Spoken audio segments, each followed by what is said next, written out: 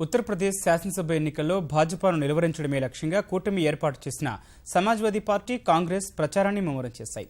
ఆ రాష్ట్ర ముఖ్యమంత్రి, ఎస్పీ అధ్యక్షుడు అఖిలేష్ యాదవ్, కాంగ్రెస్ ఉపాధ్యక్షుడు రాహుల్ గాంధీ కలిసి ఆగ్రాలో రోడ్ షో నిర్వహించారు. యూపీ విజయరథ్ పేరిట ప్రత్యేకంగా రూపొందించిన వాహనంపై ఆగ్రా వీధుల్లో పర్యటిస్తూ ఓటర్లను ఆకట్టుకునే ప్రయత్నం చేశారు. కాన్పూర్, మేరఠ్ సహా ప్రధాని మోదీ సొంత నియోజకవర్గమైన వారణాసిలోనూ అఖిలేష్, రాహుల్ వచ్చే వారం రోడ్ షోలు నిర్వహించనున్నారు.